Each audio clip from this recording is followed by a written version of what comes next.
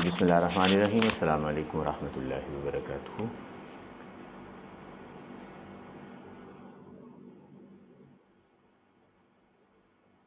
जी debit credit बराबर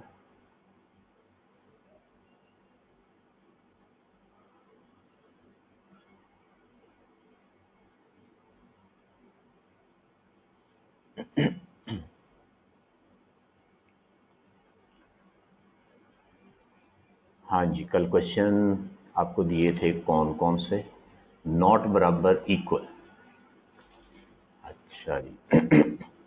हाँ मोहसिन साहब, आपसे एक बात कहनी थी कि आप अपने सवाल ना लिख के रख लें, और जब बैलेंस शीट ख़त्म हो जाए ना, हो सकता है आपके कई सवाल ऐसे होते हैं जिन जो भी बीच में आए डिस्कस हो जाएं। जब बैलेंस शीट ख़त्म हो जाए उसके बाद बताइएगा, फिर एक दिन में डिस्कस कर लेंगे, ठीक है।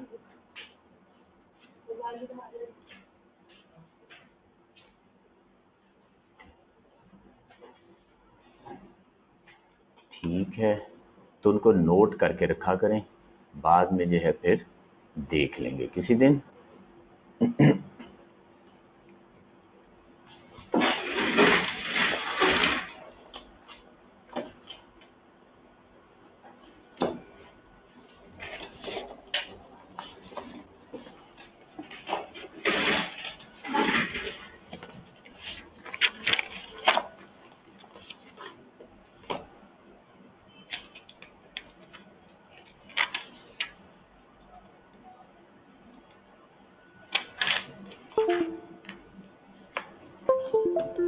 इससे ऑनवर्ड देख लीजिए,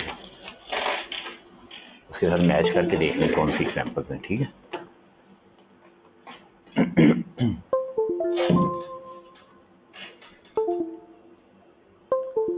हाँ जी, 3.3 का पॉइंट भी डिस्कस कर देता हूँ, इन्वेंट्री वाला पॉइंट बिल्कुल कर देता हूँ ये भी।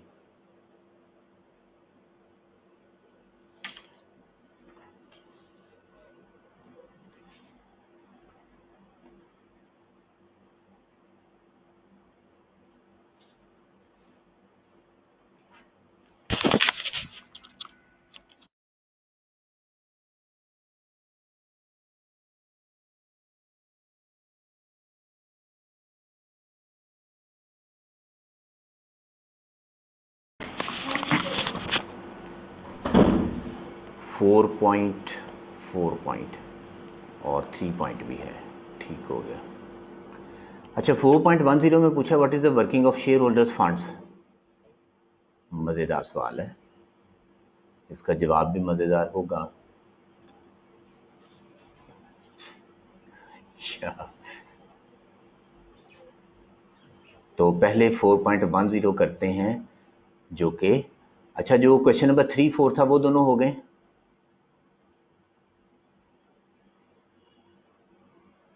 3, 4 हो गए।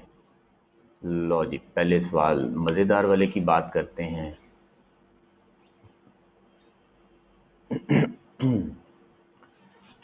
सवाल ये पूछा गया है कि शेयर होल्डर फंड जो है उसकी सवाल में कोई ट्रीटमेंट नहीं की है। ठीक हो गई बात। आप मुझे बताएं कि सॉल्यूशन में शेयर कैपिटल और रिटेन अर्निंग दोनों लिख ली है ना, कि नहीं लिखी? लिख ली है। अगर इन दोनों को जमा करें तो वो ये 4160 आता है, इनको जमा करें तो ये आता है। तो ये तो टोटल इक्विटी दी हुई है। तो जब हमने इंडिविजुअल आइटम लिख ली है तो फिर टोटल जो है उसके बारे में क्या ख्याल है? ठीक हो गया ना? तो मजेदार सवाल था ना, जवाब भी मजेदार आ गया। टोटल लिखा हुआ है बस, ये शेयर होल्डर फंड जो ऊपर दो फिगर्स लिखी हैं उनका टोटल है, तो बस कुछ भी नहीं है। और चलें, और इस सवाल में कोई मसला तो नहीं है?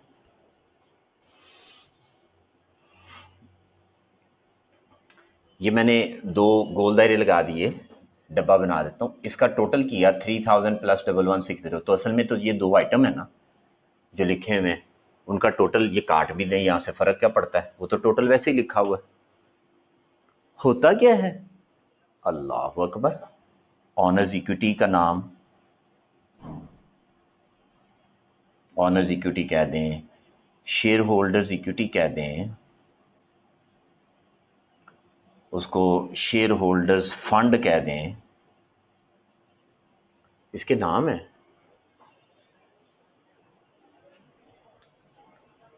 ठीक है।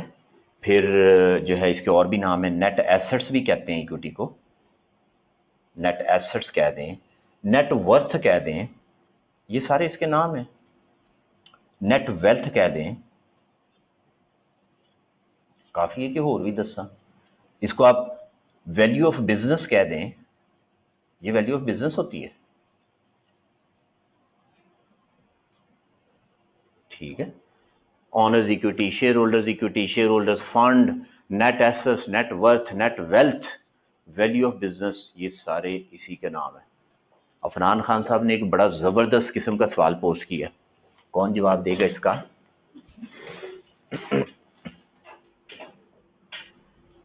अली शौदर साहब ने जवाब दे दिया उसका। ठीक है जी, बिल्कुल सही जवाब दिया। इसका जवाब ही पी बी बनता है, सही हो गया। अच्छा जी, एक और सवाल पूछा गया है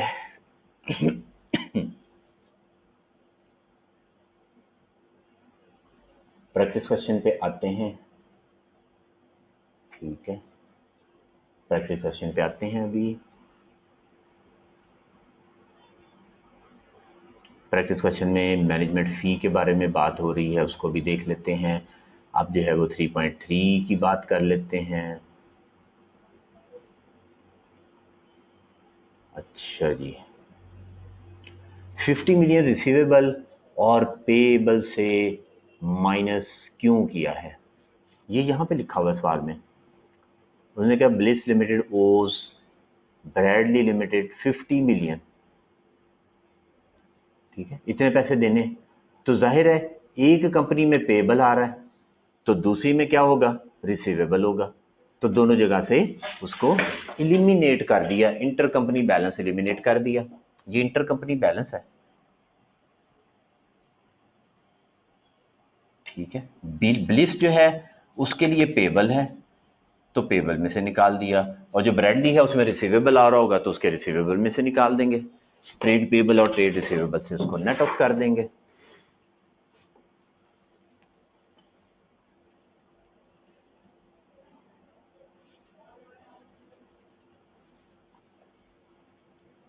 ठीक है, तो ये 50 मिलियन जो है ये इंटर कंपनी बैलेंस है, ये अलग से ट्रीट करना है। आगे क्या बताया हुआ है? Inventory of bliss limited includes goods bought from Bradley limited at the price that includes a profit of 24 million. उसने कहा उसमें से कुछ इन्वेंट्री पड़ी, कितनी पड़ी है कोई पता नहीं, लेकिन 24 मिलियन का प्रॉफिट है, 24 मिलियन अनरियलाइज्ड प्रॉफिट रिकॉर्ड कर देंगे। ठीक है, अब ये 24 मिलियन जो है ये ब्लिस की इन्वेंट्री में है, तो इसका मतलब है ब्रैडली ने भेजा है, तो ब्रैडली के जो है रिटेन अर्निंग, उसमें से ब्रैडली जो है वो पेरेंट है, तो पेरेंट के जो रिटेन अर्निंग है उसमें से 24 मिलियन माइनस करेंगे, जिसने बेचा हो उसकी रिटेन अर्निंग में माइनस करते हैं अनरियलाइज्ड प्रॉफिट।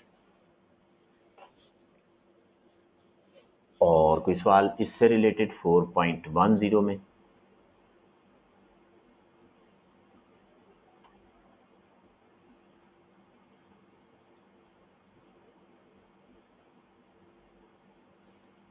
क्लियर हो गया?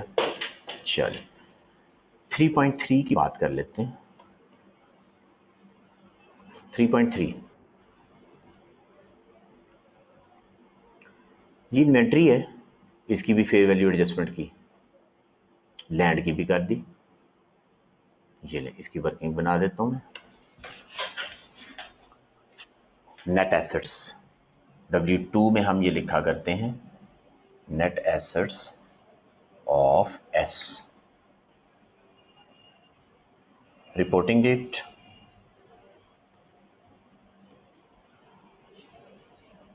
Acquisition date.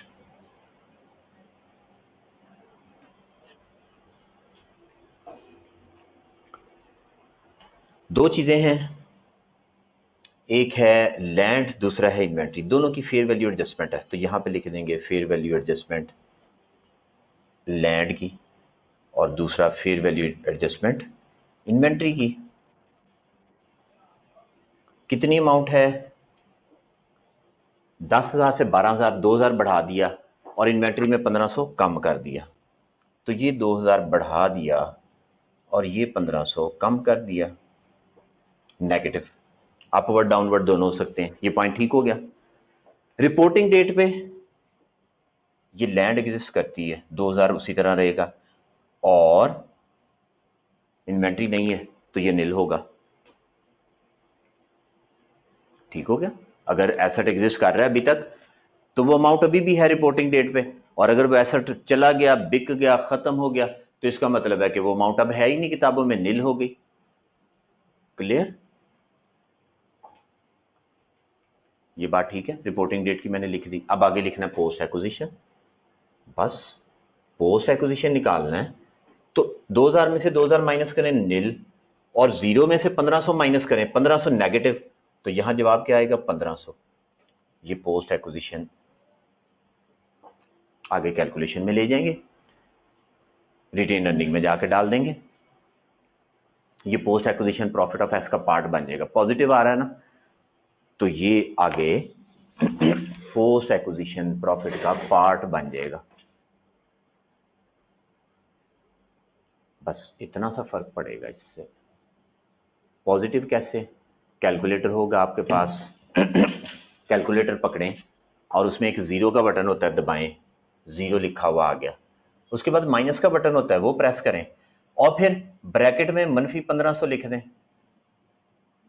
जब आप ये लिख दें उसके बाद इक्वल टू का बटन दबाएं, तो देखें कैलकुलेटर क्या जवाब देता है, 1500 देता है या -1500, जमा 1500 देता है, तो बस जो भी आंसर है वो लिख दिया। ये तो कैलकुलेटर का कमाल है, इसमें मैंने तो कुछ भी नहीं किया। आप करके देख लें कैलकुलेटर पे, जुबानी तो बात ही नहीं कर रहे हम, कैसे आ गया। तो ये कैलकुलेटर जो कहेगा वो लिख देंगे, कमाल हो गया ना ये। इन्वेंट्री की अमाउंट कंसोलिडेशन में इसीलिए इंक्लूड नहीं किया कि इन्वेंट्री है ही नहीं। इन्वेंट्री नहीं है ना तो वो बस कुछ भी नहीं। जब इन्वेंट्री नहीं है तो उसका बैलेंस शीट पे कोई इफेक्ट नहीं है, इन्वेंट्री उड़ चुकी है। सही है। असल में देखें एंट्री क्या बनेगी, ये जो 1500 है, इस 1500 की एंट्री क्या बनती है? इसकी एंट्री बनती है fair value adjustment debit 1500, inventory credit 1500। सही हो गया। उसके बाद ये जो 1500 है इसकी एंट्री क्या बनती है? इन्वेंट्री डेबिट बनती है 1500, और post acquisition profit of S credit, यानी एस की रिटेन अर्निंग क्रेडिट 1500। तो ये इन्वेंट्री खत्म हो गया, है ही नहीं ना किताबों में, तो इसलिए इन्वेंट्री का कुछ भी नहीं करना, तो पोस्ट एक्विजिशन प्रॉफिट में ले जाना 1500 बस। तो चूंकि इन्वेंट्री, और सादा सा जवाब ये है कि इन्वेंट्री चूंकि एग्जिस्ट ही नहीं कर रहा, तो इसलिए बैलेंस शीट में जब इन्वेंट्री नहीं है तो बैलेंस शीट में उसका कुछ करना भी नहीं है।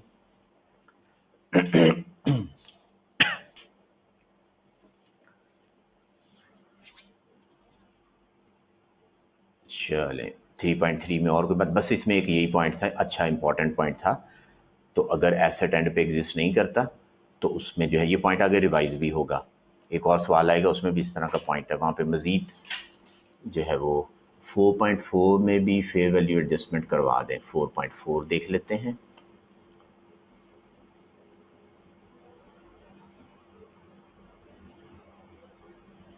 लें 4.4 में, उसमें तो आसान सा ही है, 72 मिलियन है लैंड, और उसने कहा this land had a fair value of 100,000 at that date. ये कैसे गंदी बात कर दी है, ये 100 मिलियन होगा। ठीक है, इसको ना हम ठीक करते हैं, सवाल भी इसके ना हमें थोड़े थोड़े ठीक करने पड़ेंगे। 100 मिलियन है ये, तो कितना अब जा रहा है? 28 मिलियन। 28 मिलियन, तो 28 मिलियन की एंट्री कर लेते हैं। Property plant and equipment debit हो जाएगा, यानी प्रॉपर्टी प्लांट एंड इक्विपमेंट में जमा हो जाएगा 28 मिलियन, और क्रेडिट क्या हो जाएगा? फेयर वैल्यू एडजस्टमेंट 28 मिलियन से। बस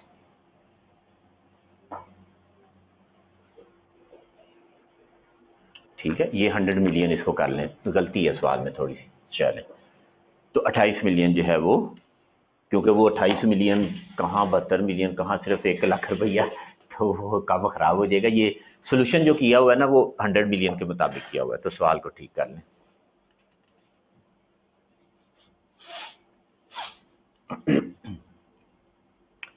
याद आ गया, ये भी एक लिखा हुआ है 2012, इसको 2014 कर लें। ये सवाल आपको दूंगा होमवर्क में, तो ये करेक्शन कर लें। सोल्यूशन जो है वो 2014 के मुताबिक किया हुआ है।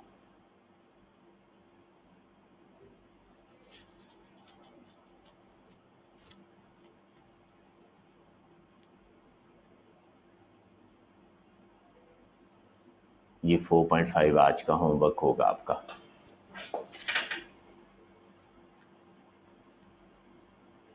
रेफरल टेस्ट की हिकमत समझाएं। आपके आसपास जो है वो फनान साहब कोई हकीम नहीं है, तो उनके पास जाएं, हिकमत की बातें तो वो बताएंगे ना।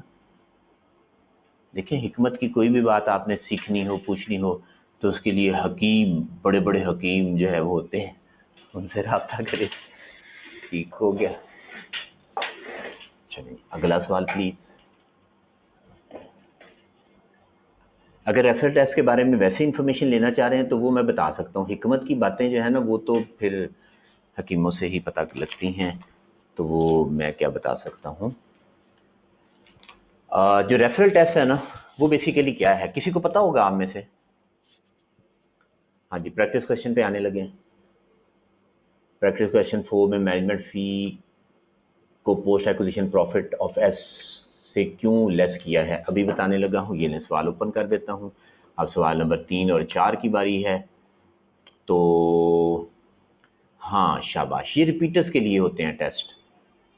ठीक है, ये टेस्ट जो है रिपीटर्स के लिए रखे जाते हैं। रिपीटर होते हैं, वो कहते हैं हमने सारा कुछ पढ़ा हुआ है, तो हमें क्लासेस वगैरह की ज़रूरत नहीं है, हम क्लास के साथ कहाँ टेस्ट देने आए। क्लास में टेस्ट कभी उसके डेट भी फिक्स नहीं होते, कभी किसी दिन टेस्ट हो रहा है, कभी किसी दिन टेस्ट हो रहा होता है। फिर जो है उसके लेवल भी शायद थोड़े होते हैं, तो हमें जो है ज़रा मुश्किल किस्म के आई कैप के लेवल से भी ऊपर कोई टेस्ट बना के जो है हमारा टेस्ट लिया जाए, और हम जो है खुद से पढ़ेंगे, तैयारी करेंगे, और फिर जो है टॉपिक डिसाइड हो जाए। हमारे पास टाइम होगा, हम प्रैक्टिस करके आएंगे, सारा इकट्ठा भी नहीं दे सकते, तो एक एक करके देना है। तो ये उनकी फरमाइश पे उनका हुक्म था कि ये हमें खिदमत हमारी की जाए, तो उसके लिए जो है वो पैक ने फिर एक टेस्ट स्केड्यूल बनाया। ये पिछले कुछ सेशन से शुरू किया था, तो उसमें जो बच्चे इंटरेस्टेड होते हैं वो फिर टेस्ट देने आ जाते हैं। उसकी थोड़ी सी कोई फीस भी रखी हुई है। पहले मुफ्त ही रखा था जब पहली दफ़ा किया, बच्चों ने कहा टेस्ट रख दें। टेस्ट लेने बंदा गया कमरे में, तो कमरा जो है उसमें पक्खा बंदे को देखे, बंदा पक्खे को देखे, कभी एसी बंदे को देखे और बंदा एसी को देखे, ट्यूब को देखा चल रही है कि नहीं, ट्यूब ने देखा कि हाँ बंदा एक बैठा है, तो बस दोनों एक दूसरे को देखते रहे, और देखते देखते जो है वो 10-15 मिनट, फिर जब अक गए तो वो बंदा वापस चला गया।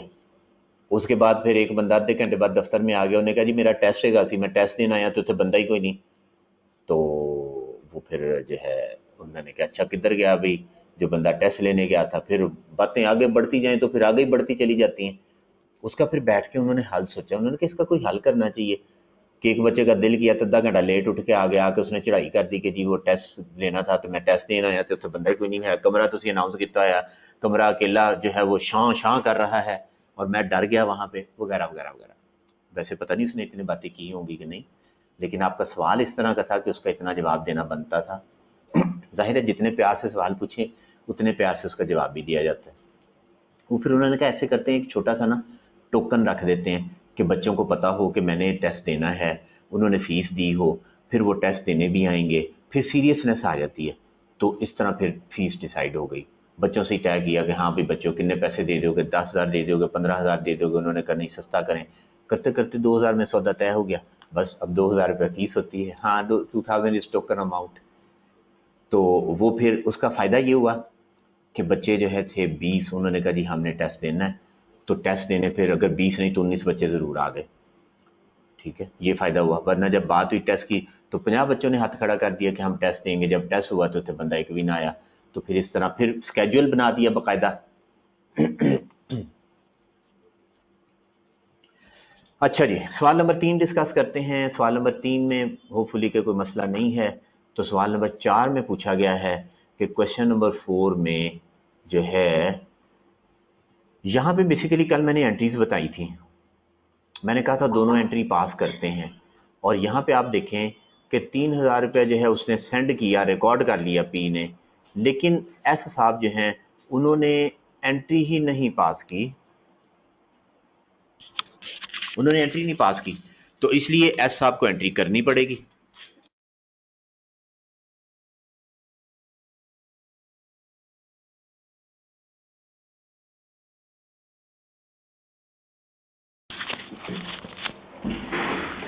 ठीक है, तो एस ने एंट्री नहीं पास की, तो एस ने एंट्री करनी है, तो एस जब एंट्री करेगा तो उसकी एंट्री क्या होगी, उसकी एंट्री एस पास करेगा। अब एस की हम बात कर रहे हैं कि एस क्या एंट्री करेगा, एस एंट्री पास करेगा एक्सपेंस डेबिट, उसने एक्सपेंस रिकॉर्ड करना है, management expense debit, administration expense debit, और क्रेडिट करना है पी को। अब एक्सपेंस कहाँ जाना है, वो रिटेन्ड अर्निंग ऑफ एस में से, बल्कि हम रिटेन अर्निंग हम पोस्ट एक्विजिशन का वर्ड यूज करते हैं, post acquisition profit of S, उसमें से माइनस कर देंगे, क्योंकि एक्सपेंस रिकॉर्ड करना है, एक्सपेंस रिकॉर्ड नहीं किया हुआ, तो इसमें से माइनस कर देंगे और पी के बैलेंस में जमा हो जाएगा। तो जब ये पी के बैलेंस में यहाँ पे जमा किया 3000, तो ये हो गया 8000, ये भी 8 हो गया, और इधर भी 8 लिखा हुआ है, तो ये दोनों आपस में कैंसिल हो जाएंगे, खत्म हो गया। ठीक हो गया, एक्सपेंस डेबिट पी क्रेडिट होगा। चलिए क्लियर हो गया ना, जाहिर है जब एक्सपेंस लिखा तो उसने प्रॉफिट में ही माइनस होना है ना, तो post acquisition profit of S में उसको माइनस कर देंगे।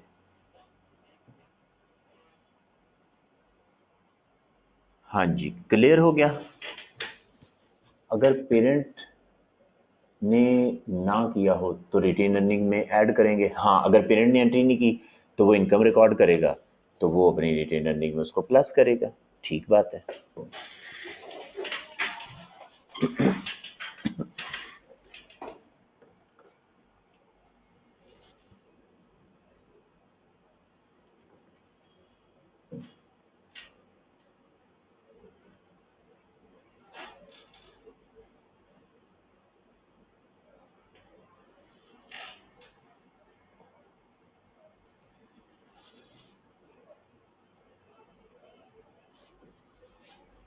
हाँ जी, question number 6,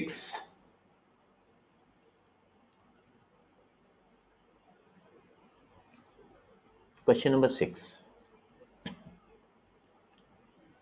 current account adjustment नहीं क्लियर हो रहा। सवाल नंबर 4 की बात कर रहे हैं,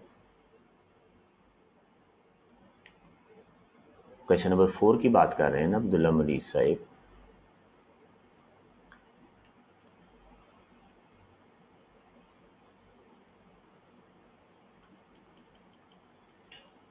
हाँ जी, सवाल नंबर 4,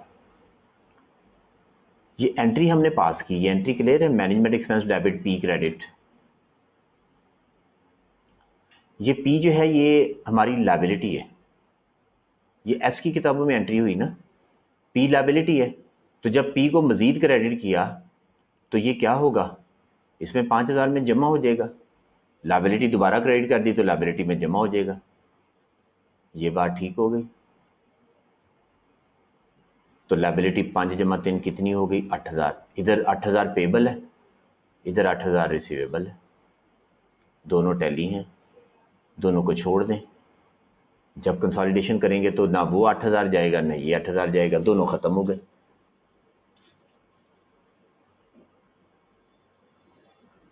हाँ जी ठीक है, कि कोई और मसला है?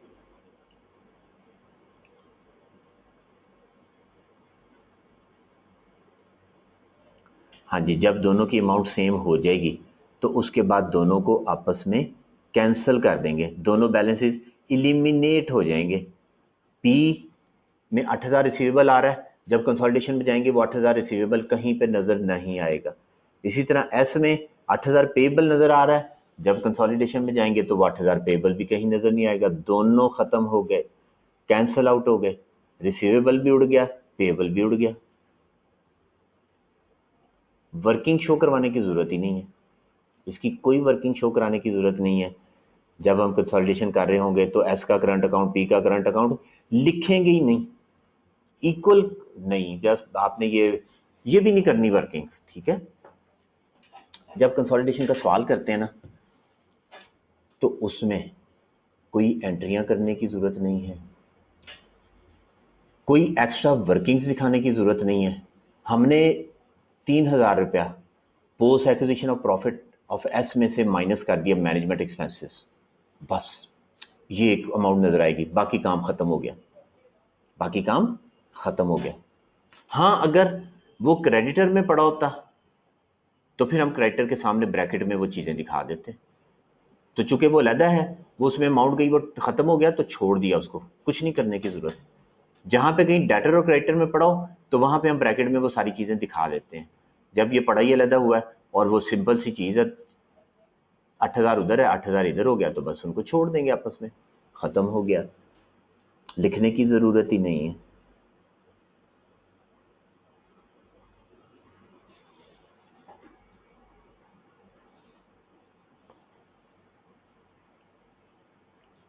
हाँ जी, क्वेश्चन नंबर 6 की बात करते हैं।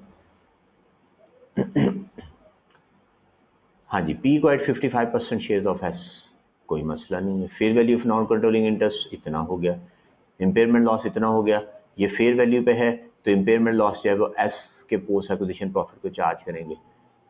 P has been selling goods to S on credit throughout the year at a mark of 30%, 20% markup पे बेच रहे हैं, सीपीएस बनाएंगे,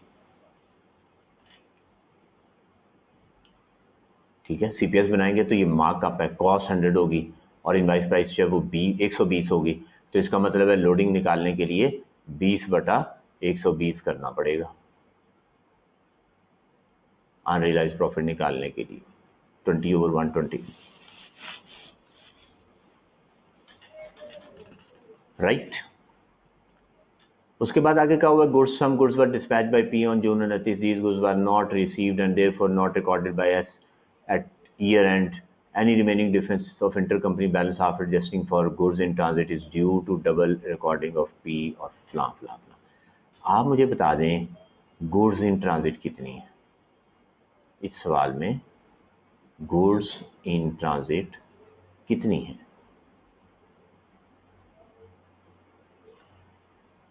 ये 35 और 32 का फर्क 3,000 रुपये।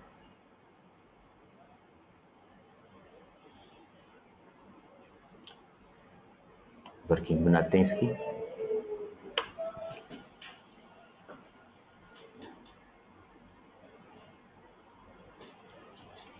पी की बुक्स में एस का अकाउंट और एस की बुक्स में पी का अकाउंट। पी की बुक्स में एस का अकाउंट बना लेते हैं।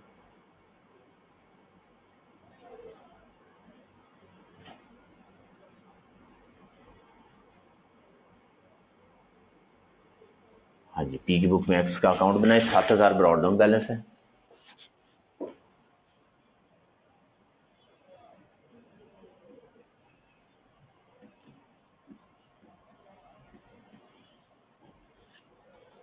गुड्स इन ट्रांजिट है 3,000 की, एंटी पास कर देंगे, गुड्स इन ट्रांजिट डेबिट 3,000 और क्रेडिट क्या कर देंगे, एस 3,000 रुपये।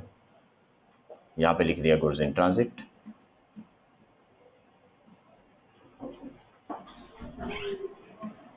चेक करें, ठीक हो गया, चले लिख दिया। बैलेंस कितना चाहिए हमें, हाँ जी, बैलेंस कितना चाहिए हमें टैली करने के लिए, बैलेंस क्या होना चाहिए, कैरी डाउन। पी की किताबों में एस का बैलेंस कैरी डाउन क्या आना चाहिए,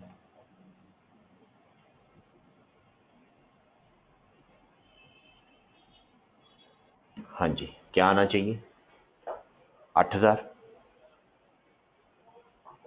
8 होना चाहिए ना,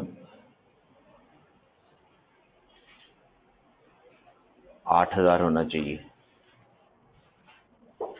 तो यहां पे हमें कैरी डाउन चाहिए कितना, 8,000। देखें, सोच रहे हैं ये बात ठीक है, हम चाह रहे हैं दोनों बैलेंसेस आपस में टैली हो जाएं। एच में हमने चेंज की बैलेंस पता नहीं क्या बन रहा है, वो बाद में देखते हैं, लेकिन हमें वो टैली करना है एस के साथ। तो एस की किताबों में पेबल है 8000, तो इसका मतलब है पी की किताबों में रिसीवेबल होना चाहिए 8000।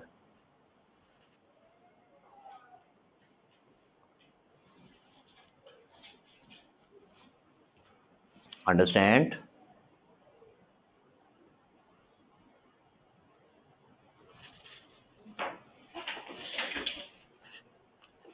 एस फरमा रहा है कि मैंने पी को देने हैं 8000 रुपए, ये बात ठीक है। तो इसका मतलब है पी को भी चाहिए कि वो फरमाए कि मैंने एस से 8000 लेने हैं। ये हमें दिया हुआ है सवाल में 7000, ये जो 7000 दिया हुआ है इसको मैंने ब्रॉट डाउन कर दिया। ये पी की किताबें हैं, books of P, books of P, उसमें एस का अकाउंट 7000 ब्रॉट डाउन कर दिया। 3000 की हमें एंट्री पता लग गई, कहाँ से? उसने जो गुड्स बेची वो 35 की थी, उसको मिली 32 की, 3000 रुपए की इन ट्रांजिट है, वो 3000 की एंट्री कर दी, गुड्स इन ट्रांजिट 3000। ये गुड्स इन ट्रांजिट जो है इसे स्टॉक में जमा कर देते होते हैं बैलेंस शीट में।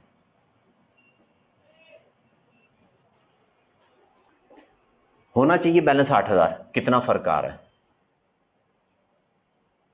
हाँ जी, कितना फर्क आ रहा है? 4000 का।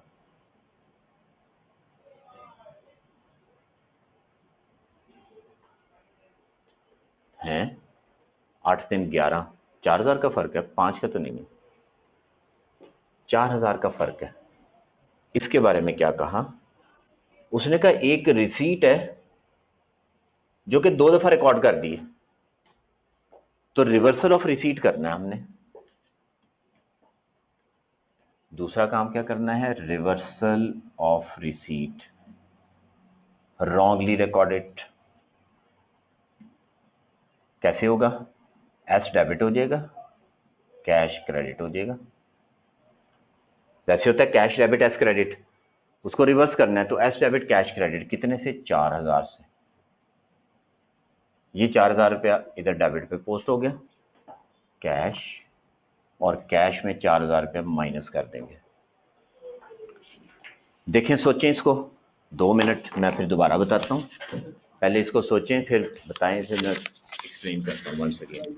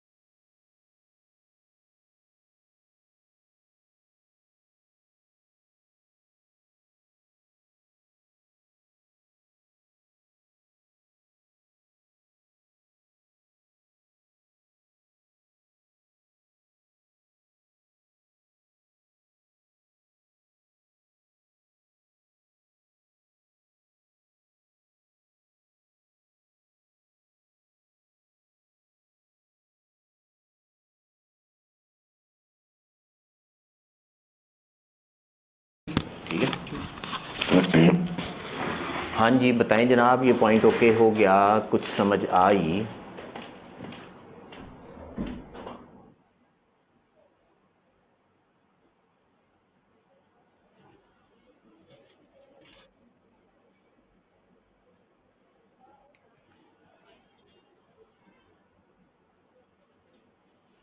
चलें फिर आगे। तो बेसिकली अकाउंट 4000 यहां से बैलेंसिंग फिगर निकाली, ये हमें दिया हुआ है, ये एंट्री हमने पास की, उसको रिकॉर्ड किया, ठीक है। ये जो क्रेडिट किया था, बेसिकली ये जो क्रेडिट किया था ये लिखा ना हमने, ये क्रेडिट किया तो इसके क्रेडिट पे पोस्ट कर दिया। और ये हमने इधर से देख के लिखा, किधर से, ये जो हाईलाइट किया हुआ है 8000 रुपये, यहाँ से देखा। जब हमने ये सारा कुछ लिख लिया तो इस अकाउंट से देखा कितना फर्क आ रहा है, 4000 का फर्क। ये बैलेंसिंग फिगर है, ये अकाउंट बना के कैलकुलेट होगी, वैसे नहीं हो सकती। हाँ जी, ये अकाउंट से ही कैलकुलेट होगा।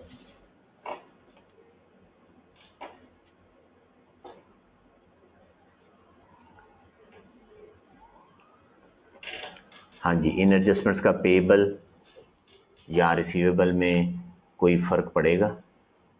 ये माइनस होगा, ये प्लस होगा, 3000 और 4000, ठीक है।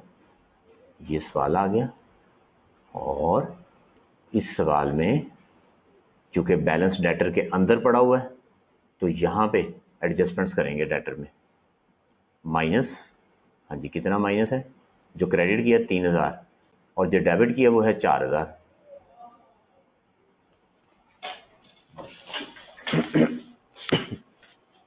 $3000 माइनस 4000 प्लस। जब ये सारा हो गया उसके बाद 8000 इधर से भी निकाल देंगे और 8000 वहां से भी निकालेंगे, और ये कैश एट बैंक का जो हमने क्रेडिट किया 4000 वो भी यहाँ पे होना है, ठीक है। पहले ये दोनों एडजस्टमेंट्स की, ये दोनों करने के बाद अब बैलेंस 8 पूरा हो गया। अब 8000 रुपया इलिमिनेट कर देंगे, यहां से भी कर दिया और इधर क्रेडिटर से भी 8000 रुपया इलिमिनेट कर देंगे, दोनों जगह से इलिमिनेट कर देंगे।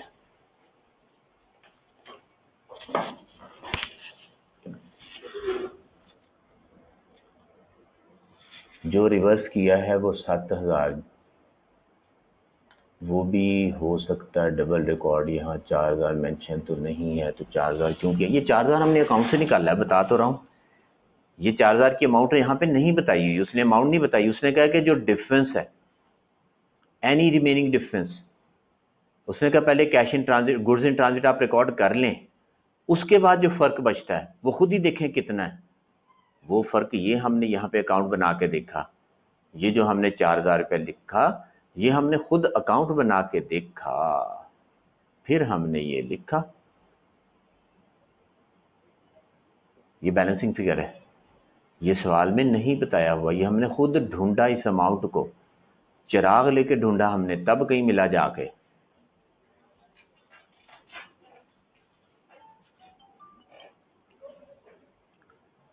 ठीक है, चिराग लेके हमने ढूंढा, फिर हमें मिला।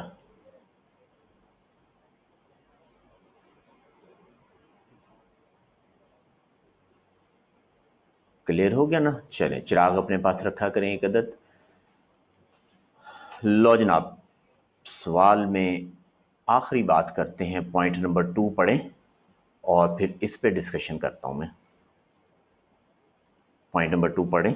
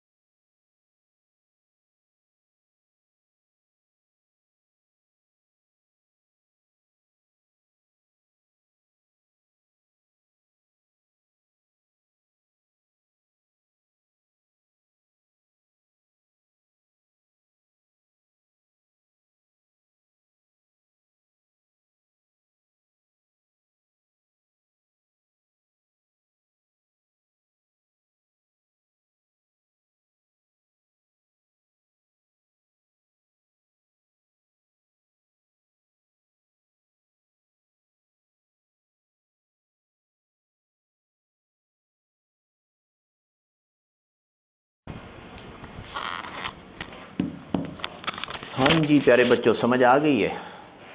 आ गई है तो बहुत अच्छी बात है। एक तो वही काम है जो हमने पहले भी किया कि fair value of total net assets was 60,000। Adjustment कितनी करनी है? हाँ जी, एडजस्टमेंट कितनी करनी है? 36,000 की एडजस्टमेंट है। वो किस तरह आ गई?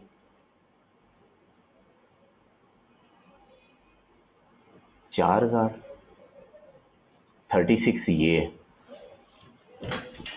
ठीक है। 36 ये है जो हम W2 में लिखते होते हैं। उसके अलावा जो है रिजर्व्स हैं 2,000 के, वो लिख दिए, और रिटेन अर्निंग है 18,000 की, वो लिख दिया। इन सबको ऐड करें, वो बनता है 56,000। उसने कहा fair value of net assets कितनी है? 60,000 रुपये। तो जो एक्सेस ऑफ फेयर वैल्यू है वो किसको एट्रीब्यूटेबल है? प्लांट एंड मशीनरी को। टोटल बनना चाहिए 60,000।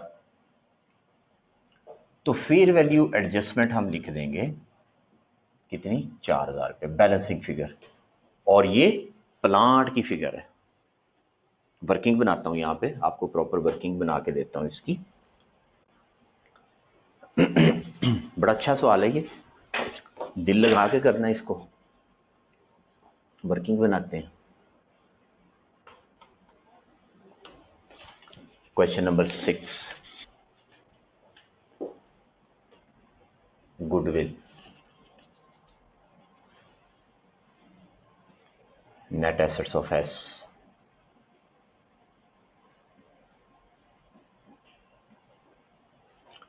शेयर कैपिटल, शेयर प्रीमियम है ही नहीं, अदर रिजर्व्स हैं और रिटेन अर्निंग्स हैं, और फेयर वैल्यू एडजस्टमेंट आ जाएगी यहाँ पे। तो ये जो फिगर्स अभी हमने कैलकुलेट की हैं 36, 2, 18, ये लिख देंगे एक्विजिशन डेट पे। 36, 2, 18, और उसने कहा कि नेट एसेट्स की वैल्यू बन रही है 60,000। तो 4,000 रुपये यहाँ पे बैलेंसिंग फिगर हम खुद लिख देंगे, और ये 4,000 जो ये प्लांट में भी जमा हो जाएगा। ये जो 4,000 है ये दूसरी तरफ प्लांट में प्लस करेंगे 4,000। ऐसे ही होगा ना, डेबिट प्लांट हो जाएगा और क्रेडिट जो है वो फेयर वैल्यू एडजस्टमेंट हो जाएगी। क्लियर बात? एक काम और करना है, कहा remaining life of plant and machinery was 5 साल। तो जब हम 4,000 से इसको अप लेके जा रहे हैं तो अब इस पे डेप्रिसिएशन भी लगानी है। पहले हम लैंड की एग्जांपल कर रहे थे, लैंड में तो कोई डेप्रिसिएशन नहीं होती। जो फेयर वैल्यू एडजस्टमेंट करते हैं उसको देखते हैं क्या उस पर कोई डेप्रिसिएशन तो नहीं लगनी, तो इस पर डेप्रिसिएशन भी लगानी है। कितने साल की?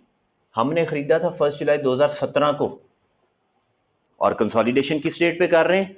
जून 30, 2019 पे। तो 2 साल की डेप्रिसिएशन लगाएंगे, 2 साल की डेप्रिसिएशन। ये पॉइंट हमने पहले तो नहीं किया मेरा ख्याल है।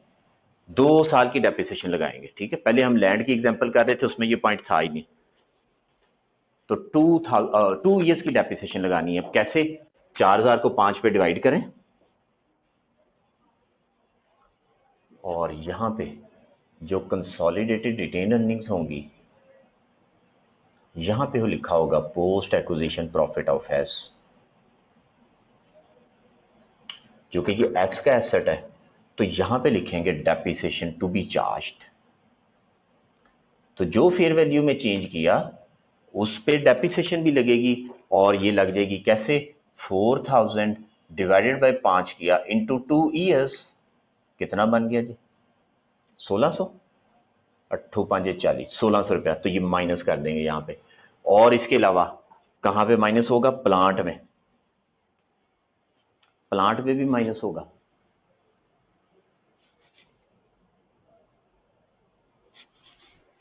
यहाँ पे 4,000 प्लस कर देंगे जो अप गया, और माइनस 1,600 कर देंगे 2 साल की डेप्रिसिएशन। और वो चूंकि एस ने लगानी है इसलिए नीचे post acquisition profit of S आएगा, एस के पॉइंट ऑफ व्यू से लगानी। बताइए ये पॉइंट समझ आया? क्लियर हो गया। एक आखिरी बात और इस सवाल में बताने लगा हूं, वो क्या है, जो स्टॉक हेल्ड बाय एस होता है उस पे अनरियलाइज्ड प्रॉफिट निकालते हैं, उस पे भी निकालते हैं, प्लस गुड्स इन ट्रांजिट पे भी निकालते हैं। इन दोनों को इकट्ठा करके इन पे जो है वो अनरियलाइज्ड प्रॉफिट निकालते हैं। तो गुड्स इन ट्रांजिट अगर सवाल में हो तो फौरन जहन में आना चाहिए कि इस पे अनरियलाइज्ड प्रॉफिट निकलना है। जब कभी सवाल में गुड्स इन ट्रांजिट हो तो उस पे भी अनरियलाइज्ड प्रॉफिट निकालते हैं। देखिए ना, जो चीजें एस के पास पहुंच गई, बच गई, उस पे हमने अनरियलाइज्ड प्रॉफिट निकाल दिया। तो जो अभी रास्ते में है, पहुंची नहीं है, वो भी कॉस्ट से बब गई हुई है, उस पे भी अनरियलाइज्ड प्रॉफिट निकालना है जी। एक एडिशनल पॉइंट इस सवाल में, ठीक है। तो स्टॉक हेल्ड बाय एस, इसमें कुछ बताया हुआ है, स्टॉक कोई नहीं दिया हुआ, उसने कुछ नहीं बताया हुआ, तो ये निल है। और गुड्स इन ट्रांजिट हमने खुद लिखी हुई है 3000, इनको जमा करें तो 3000 पे अनरियलाइज्ड प्रॉफिट निकलेगा। और कैसे निकलेगा? 20/120 करके। ऐसे पढ़ा ना हमने इसमें, अभी जो देखा था 20/120 ही आ रहा था ना, 20/120।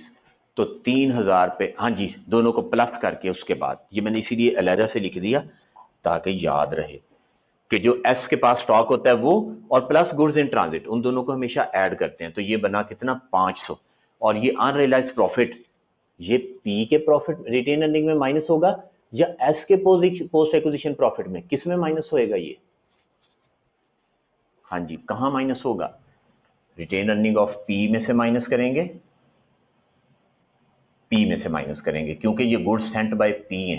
तो यहां पे 500, 3000 डिवाइडेड बाय इंटू 20/120, 500 रुपया। तो ये अनरियलाइज्ड प्रॉफिट ऊपर माइनस कर देंगे।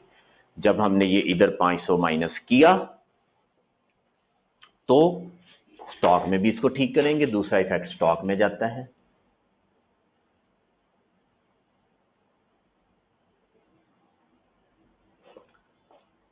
हाँ जी, इन्वेंट्रीज में क्या करेंगे? इन्वेंट्रीज में सबसे पहले 3000 जमा करेंगे और फिर 500 माइनस कर देंगे, -500, प्लस 3000 गुड्स इन ट्रांजिट और -500। सवाल पूरा डिस्कस कर दिया मैंने। देखें, इस सवाल में कुछ भी पूछना है तो बताएं प्लीज।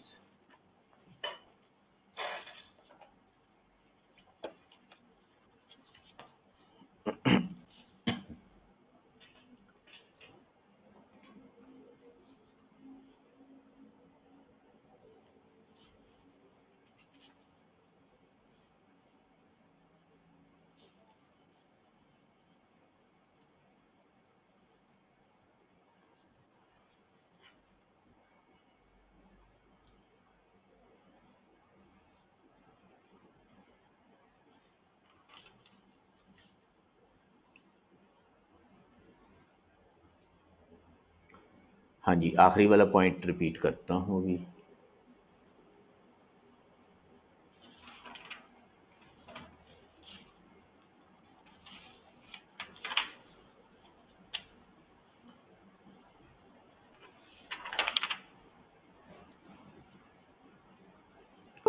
क्वेश्चंस पहले मैं आपको बता दूं कौन से करने हैं आपने। क्वेश्चन नंबर 6 तो मैंने डिस्कस कर दिया, 6 करेंगे आप। उसके बाद जो है क्वेश्चन नंबर 8 करेंगे,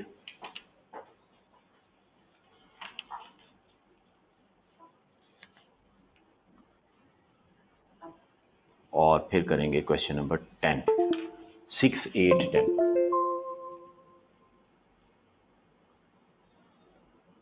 हाँ जी, क्वेश्चंस नोट करें। क्वेश्चन नंबर 6, क्वेश्चन नंबर 6 हो गया, क्वेश्चन नंबर 8 हो गया, क्वेश्चन नंबर 10 हो गया। ये तो है पैक के सवाल। उसके बाद क्वेश्चन बैंक से, हाँ जी, क्वेश्चन बैंक से दिया 4 पॉइंट हो गया। हाँ, वो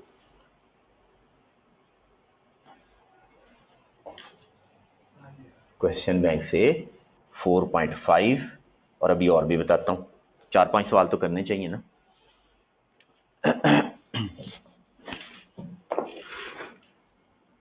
फोर 4.5 वो मैं भी देखता हूँ, 4 हो गए तो 4 सवाल थोड़े हैं ना।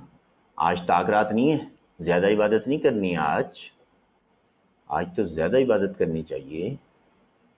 चलिए अगर आप कहते हैं 4 काफी हैं तो चलो 4 ही कर लेते हैं, ठीक है। अगर आप फरमाते हैं कि 4 सवाल बहुत हैं तो चलो जैसे आप खुश।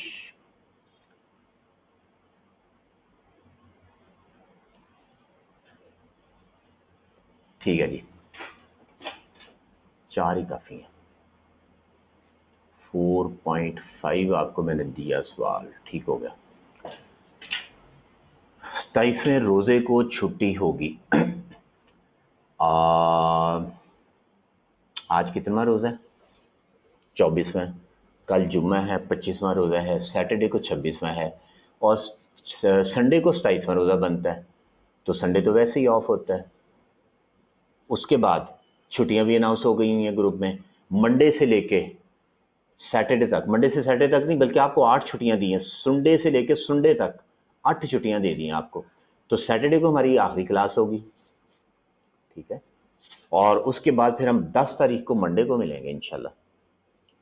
कंसोलिडेटेड बैलेंस शीट हमारा पूरा हो चुका होगा, ठीक है। और कंसोलिडेटेड बैलेंस शीट असल चीज़ है, ये आ गया तो एसओसीआई इसी की बेस पे समझ आएगा, ठीक है। बल्कि आप कोशिश कीजिएगा ईद की छुट्टियों में 3-4 दिन तो आप मौज करें, लेकिन उसके अलावा इसको रिवाइज कर लें अच्छी तरह। चाहे आपकी कंसोलिडेटेड बैलेंस शीट अगर अच्छी होगी ना तो यही सारे पॉइंट, सेम पॉइंट रिपीट होने जाके किधर, उसमें एसओसीआई में यही सारे पॉइंट रिपीट होने, कोई नई चीज़ें नहीं आएंगी। तो जब ये चीज़ें अच्छी तरह आती होंगी तो आपको फिर समझ आती जाएगी कि अच्छा ऐसे ऐसे करना है। वो कैसे कैसे करना है अभी हम उस पर कोई बात ही नहीं कर रहे। लो जी वापस चलते हैं ज़रा आखिरी पॉइंट पे कि हमने जो है वो क्या करना है। हमने स्टॉक पे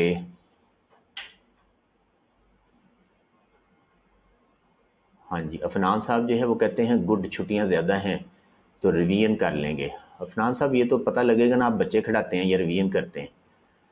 तो गुड्स इन ट्रांजिट, कुछ गुड्स हैं जो एस के पास पहुंच गई, नहीं बिकी, ठीक हो गया। तो जो गुड्स रास्ते में हैं, पी ने भेजी हुई हैं, अभी एस के पास नहीं पहुंची, वो भी तो अभी नहीं बिकी ना, वो भी तो प्रॉफिट पे गुड्स गई हुई है ना, इनवाइस की हुई है हमने। तो इसका मतलब हुआ जो गुड्स इन ट्रांजिट है वो भी हमारा स्टॉक है, तो ये भी इनवाइस प्राइस पे है और जो एस के पास गुड्स बच गई हो वो भी इनवाइस प्राइस पे है, दोनों। तो दोनों को इकट्ठा करके उस पे अनरियलाइज प्रॉफिट कैलकुलेट करते हैं, क्योंकि ये दोनों स्टॉक हैं और दोनों वो स्टॉक हैं जो कि पी से आए हैं। हाँ जी, अब क्लियर हो गई बात। तो इस सवाल में स्टॉक तो बताया ही नहीं हुआ, जब नहीं बताया हुआ तो जीरो अपने आप तो लेते ही नहीं। लेकिन गुड्स इन ट्रांजिट तो इस सवाल में है 3000 रुपया, वो तो हमने लिखी है, एंट्री भी पास की है। तो जो 3000 की गुड्स इन ट्रांजिट है वो इनवाइस प्राइस पे हैं, उनके ऊपर अनरियलाइज प्रॉफिट है। वो तो गुड्स अभी बिकी नहीं, वो गुड्स एस के पास पहुंचेंगी, फिर एस उनको आगे बेचेगा, तो उस पर फिर हम कैलकुलेशन करेंगे। जो रिसीव हो गई उन पे तो अनरियलाइज प्रॉफिट नहीं होगा हजूरे वाला। जो गुड्स नहीं बिकी आगे, पी ने एस को गुड्स सेंड कर दी, पी ने गुड्स एस को बेच दी, एस आगे नहीं बेच सका, उस पे अनरियलाइज प्रॉफिट निकालना है। और इसी तरह जो गुड्स एस ने पी को बेची वो पी के पास पड़ी हुई है, वो पी आगे नहीं बेच सका, तो उस पे भी अनरियलाइज प्रॉफिट निकालना है। दोनों ने एक दूसरे को बेच दी हुई है, लेकिन जब आगे थर्ड पार्ट, जब हम दोनों को इकट्ठा कर रहे हैं तो इसका मतलब अब एक एंटिटी हो गई, तो गुड्स तो अभी बिकी नहीं ना, फिर थर्ड पार्टी को जब तक नहीं बेचेंगे तब तक तो पड़ी हुई है। तो गुड्स इन ट्रांजिट हैं जो कि अभी बिकी नहीं है, थर्ड पार्टी के पास नहीं गई, तो वो कॉस्ट से अबव चली गई हुई है, उन पे अनरियलाइज प्रॉफिट निकाल देंगे। राइट हो गई बात। लो जी, ये 4 सवाल फिर आपको दे दिए। इन 4 सवालों को जरा अच्छी तरह से दिल लगा के थोड़ा ना कोशिश करें, स्पीड अपनी इसमें बनाएं और कोई शॉर्टकट ज़हन में रखें, एंज हुए तेंज करना है, एंज हुए तेंज करना है, ये फिर फायदा देते हैं, ठीक है, और मेरे हिसाब से आपको 20 मिनट में सवाल पूरा कर लेना चाहिए। अब आपकी इतनी स्पीड हो जानी चाहिए। कितने सवाल हमने कर लिए? 15 हो गए कम से कम, ज़्यादा ही हो गए होंगे, गिन के देखिएगा। तो 15 सवाल कर रहे हो तो फिर स्पीड ना बने। एग्जाम क्वेश्चन कल आपको पेपर का सवाल कराऊंगा, ठीक है, पता लग जाएगा कि एग्जाम क्वेश्चन होता है कि नहीं होता। अभी भी है मेरे पास देने के लिए, आप बताएं, लेकिन आप कह रहे हैं पहले ही 4 सवाल हो गए, तो कल दे दूंगा आपको 1-2 सवाल पास पेपर के साथ, डिस्कस भी कर दूंगा इंशाल्लाह। ओके जनाब, अल्लाह हाफिज, अस्सलाम वालेकुम रहमतुल्लाहि व बरकातहू।